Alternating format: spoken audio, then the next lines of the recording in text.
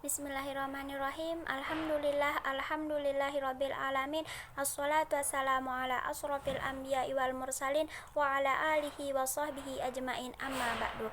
Pertama-tama marilah kita panjatkan puja berserta puji syukur kita kepada Allah Subhanahu wa taala yang telah memberikan kita taufik berserta hidayahnya sehingga kita dapat melanjutkan pembelajaran ini. Kedua kalinya tak lupa pula kita haturkan salawat serta salam atas junjungan alam Nabi besar kita Nabi Muhammad Sallallahu Alaihi Wasallam yang telah membawa umatnya dari alam yang gelap gulita menuju alam yang terang menerang, yakni ad-dinul Islam. Baiklah, untuk mempersingkat waktu, saya Linatul Badraini akan mempresentasikan tentang struktur anatomi akar. Akar merupakan bagian tumbuhan yang biasanya tertanam di dalam tanah sebagai penguat dan pengisap air serta zat makanan. Akar pada tumbuhan berfungsi sebagai jangkar, melindungi tumbuhan dari tiupan angin atau arus air. Oleh karena itu, akar mampu mendukung bagian tumbuhan lainnya. Akar merupakan bagian tumbuhan yang biasanya terdapat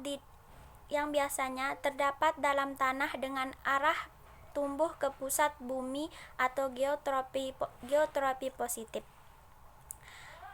A. Struktur anatomi akar dikotil. Akar dikotil mempunyai struktur perakaran tunggang.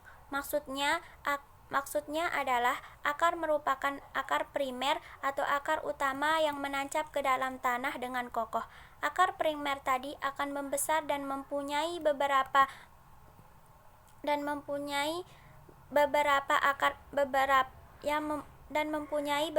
akar cabang yang ukurannya berbeda jauh dari akar primer atau akar utama. Struktur akar tumbuhan dikotil terdiri dari 1. Epidermis. Epidermis merupakan bagian terluar dari akar yang berasal dari protoderm. Pada bagian epidermis tumbuh rambut-rambut akar yang berfungsi untuk pengambilan air dan garam mineral. Yang kedua, kortek. Kortek tersusun atas jaringan parenkim. Jaringan parenkim ini berfungsi tempat penyimpanan cadangan makanan. Yang ketiga, endodermis. Endodermis merupakan jaringan antara kortek dan silinder pusat atau stele. Jaringan ini terdiri dari satu lapisan sel dengan dinding sel yang tebal dan mengandung lilin. Di jaringan endodermis ini terjadi pengaturan dan pemasukan air ke dalam jaringan angkut yang berada di dalam silinder pusat. Yang keempat, jaringan perisikel. Jaringan perisikel ini bersifat meristematis dan mampu membentuk cabang akar. Fungsi dari perisikel ini yaitu sebagai penunjang pertumbuhan sekunder dan pertumbuhan akar ke samping. Xilem dan phloem terletak pada bagian dalam perisikel. Stele ini dapat membentuk empulur pada tumbuhan monokotil tetapi tidak pada tumbuhan dikotil. Yang kelima, silinder pusat atau stele merupakan bagian terdalam dari struktur anatomi akar. Selanjutnya, B. Struktur anatomi akar dikotil. Selanjutnya, struktur anatomi akar monokotil. Akar monokotil adalah akar adventif seperti rambut yang tidak memiliki akar tunggang.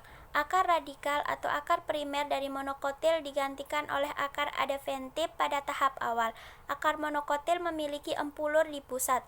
Dalam tumbuhan monokotil, pertumbuhan sekunder tidak ada, membuat tanaman muda dan tua memiliki tampilan yang sama. Struktur akar tumbuhan monokotil terdiri dari yang pertama, epidermis. Epidermis adalah lapisan terluar, terdiri dari sel-sel parenkimatik. Rambut akar dimulai pada lapisan ini dan mereka bersifat uniseluler. Yang kedua adalah epiblema. Epiblema adalah bagian yang meliputi paling luar dari akar yang dibentuk oleh satu lapisan yang diatur kompak, sel parenkim yang seperti gentong. Yang ketiga, kortek. Kortek merupakan komponen utama dari jaringan dasar akar, terletak di daerah di sebelah dalam epidermis yang berfungsi sebagai tempat penyimpanan cadangan makanan. Yang keempat, endodermis. Endodermis terletak di lapisan sebelah dalam kortek dan di sebelah dalam perisikel yang berfungsi mengatur masuknya air tanah ke dalam pembuluh dan menyimpan zat makanan. Yang kelima, empulur. Empulur adalah wilayah terdalam dari akar mewakili poros tengah. Hal ini terdiri dari beberapa sel parenkim yang diatur longgar. Yang keenam, perisikel.